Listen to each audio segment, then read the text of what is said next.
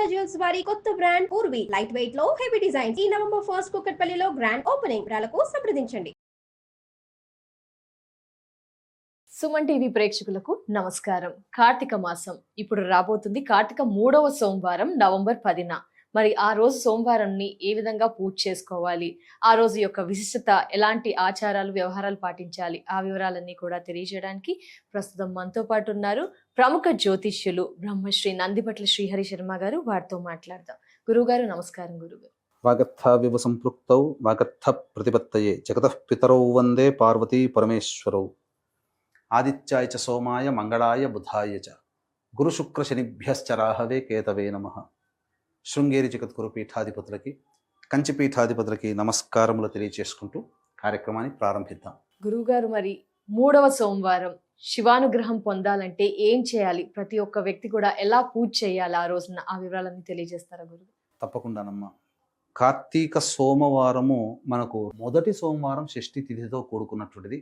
ఈ 2వ సోమవారం అనేటువంటిది త్రయోదశి తిథితో కూడుకున్నటువంటిది. ఉత్తరాభాద్ర నక్షత్రం ఉంది, పౌర్ణమి ముందు వచ్చే త్రయోదశి. 3వ సోమవారము షష్ఠి తిథి, పౌర్ణమి వెళ్ళిన తర్వాత కృష్ణ షష్ఠి తిథి, పునర్వసు నక్షత్రంతో కూడుకున్నటువంటి రోజు.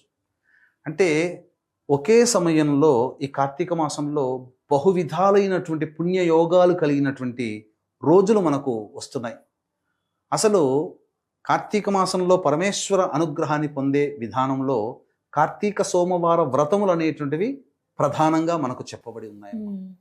ఈ సోమవారం అనేటువంటి విధానంలో ప్రధానంగా అభిషేకము, అర్చన, ఉపవాస నియమాన్ని పాటించడం ప్రధానంగా చెప్పబడి ఉన్నా, ఆ రోజుకి ఉండేటువంటి తిథివార నక్షత్ర యోగాల మేలు కలయికగా మనం ఇంకొన్ని కార్యక్రమాలు చేసుకోవడం ద్వారా పరమేశ్వరుని యొక్క అనుగ్రహాన్ని పొందే ప్రయత్నం మనకు సదదా కలుగుతుంది. పునర్వసు నక్షత్రం ఎటువంటిది? విష్ణు సంబంధమైనటువంటి నక్షత్రం. సోమవారము శివ సంబంధమైనటువంటి వారము. షష్ఠి తిథి సుబ్రహ్మణ్య స్వామికి సంబంధించినటువంటి తిథి. కాబట్టి శివకేశవులకి అసలు జ్ఞానాన్ని ప్రసాదించిన వాడు సుబ్రహ్మణ్య స్వామి. ఒకానొక శుభ సమయంలో బ్రహ్మకే జ్ఞానాన్ని ప్రసాదించాడు. అందుకనే జ్ఞానకారకుడు ఎవరయ్యా అంటే సుబ్రహ్మణ్య స్వామి. ఇటువంటి జ్ఞానకారకుడైనటువంటి సుబ్రహ్మణ్య స్వామికి సంబంధించినటువంటి షష్ఠి తిథి 10వ తారీఖు రోజున సోమవారం, 3వ కార్తీక సోమవారం, విష్ణు నక్షత్రం పునర్వసు నక్షత్రం, శివ వారము సోమవారము. ఇన్ని మేలు కలయిక ఉన్నటువంటి ఈ రోజున ఎవరైతే ఈశ్వరుణ్ణి, విష్ణువుని సశాస్త్రీయమైనటువంటి విధానంతో ఆచరిస్తారో, పూజిస్తారో, అర్చిస్తారో, ఎటువంటి దానములు అంటే కొన్ని దానములు చేస్తారో అటువంటి వాళ్ళకి శివకేశవుల యొక్క సంపూర్ణ అనుగ్రహం కలుగుతుంది. వైకుంఠ చతుర్దశి రోజున శివకేశవుల అనుగ్రహం వ్యక్తికైతే ఎలా కలుగుతుందో అదేవిధంగా ఈ యొక్క కార్తీక 3వ సోమవారం అయినటువంటి నవంబర్ 10వ తేదీన శివకేశవుల యొక్క అనుగ్రహంతో పాటుగా సుబ్రహ్మణ్య స్వామి యొక్క అనుగ్రహాన్ని కూడా పొందిన వాళ్ళు అవుతారు. కాబట్టి ఈ రోజున ప్రధానంగా ఉదయాన్నే బ్రహ్మ ముహూర్త కాలంలో లేచి కాలకృత్యాదులు తీర్చుకొని మొట్టమొదటగా ఇంటిలో దీపారాధన, ఆవునేతితో దీపారాధన చేసి శివ పరివార చిత్రపటానికి గన్నేరు పూలమాల, మల్లె పూలమాల లేదా ఈ యొక్క మారేడు దళాల మాల కూడా వేసి, అప్పుడు శివలింగం ఇంట్లో గనక ఉంటే శివలింగానికి అభిషేకము జరిపించుకొని శివాయ నమః అంటూ అభిషేకం చేస్తూ శివ సహస్రనామ పారాయణం చేయాలి. ఇక తరువాత ఆ రోజున ప్రధానంగా షష్ఠీదేవిని పూజించాలమ్మా. అంటే ఏ కుటుంబంలోనైతే బాలారిష్ట దోషములు, పిల్లలు పుట్టి ఉంటారు కదా, బాలారిష్ట దోషాలు ఉంటాయి. పిల్లలు పుట్టిన 8 ఏళ్ళు, 16 ఏళ్ళు, మ్యాక్సిమం 24 ఏళ్ల వరకు కూడా ఈ బాలారిష్ట దోష ప్రభావాలు అనేటువంటివి ఉంటాయి. కాబట్టి తరచూ పిల్లలు అనారోగ్యానికి గురవుతుంటే ఈ షష్ఠీదేవి వ్రతము, షష్ఠీదేవి యొక్క స్తోత్ర పారాయణము కనీసము 16 మార్లైనా కానీ పఠించాలి.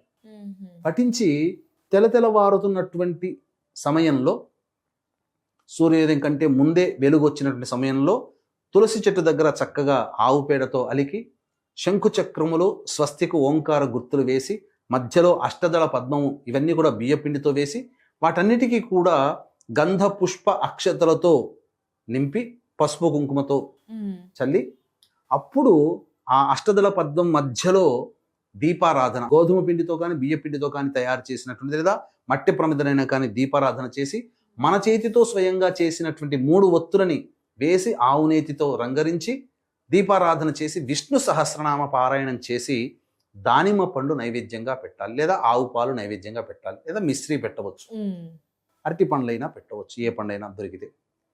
విష్ణు సహస్రనామ పారాయణం చేసి ఆ రోజున వ్రత నియమాన్ని పాటిస్తున్నాను, నాకు శివకేశవ అనుగ్రహం కలగాలి అని చెప్పి మనసులో సంకల్పం చేసుకొని ఆ రోజంతా కూడాను ఉపవాస నియమాన్ని పాటించాలి. ఇక శివకేశవ అనుగ్రహాన్ని పొందే ప్రయత్నంలో భాగంగా ఏమేం చెయ్యాలి అనేటువంటి విషయం గురించి కూడా తెలుసుకుందాం. వీక్షించేటువంటి ప్రేక్షకులకు కూడా నవంబర్ 17వ తారీఖు రోజున కార్తీక మాసము 4వ సోమవారం మహోన్నతమైనటువంటిది, త్రయోదశి తిథి కలిగినటువంటిది. ఆ రోజున చిత్తా నక్షత్రము సోమవారం కూడా అయింది.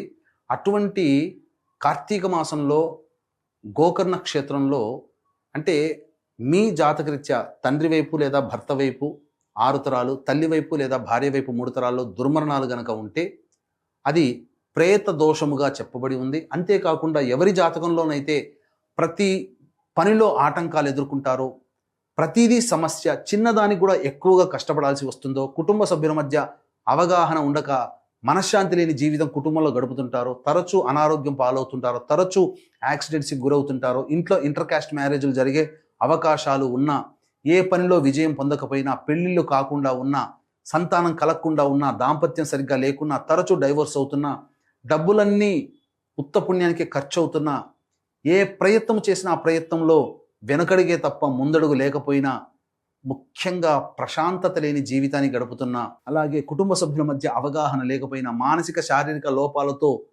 కుటుంబంలో పిల్లలు జన్మిస్తున్నా, ఇంకా అనేక విధాలుగా సమస్యల వలయంలో చిక్కుకొని ఉండి ఆ యొక్క సమస్యల పరిష్కారానికి మార్గాలు ఉన్నా ఆ మార్గాలు ప్రయత్నంలో మనం వెనకడుగు వేస్తూ ఉన్నా, అన్నీ నోరూర్చినట్టుగా దగ్గర దాకా వచ్చి వెనక్కి వెళ్ళిపోతున్నా, ఇవన్నీ కూడా మీ జాతకంలో ఉన్నటువంటి పంచశాపాలు మరియు ప్రధానముగా ప్రేతశాపము.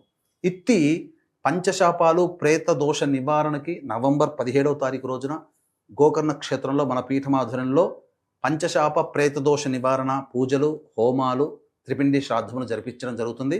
అలాగే ఈ కార్యక్రమంలో స్వయంగా పాల్గొనలేనటువంటి వాళ్ళ కోసం బ్రాహ్మణుని కర్తగా పెట్టి చేయించడం జరుగుతుంది.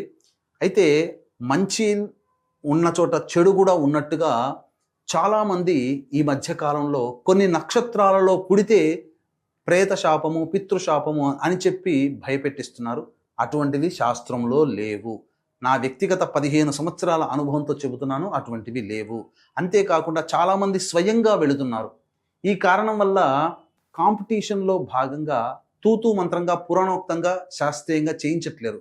అందుకనే మనం వెంట ఉండి తీసుకొని వెళతాం కాబట్టి సశాస్త్రీయంగా చేయించడం జరుగుతుంది.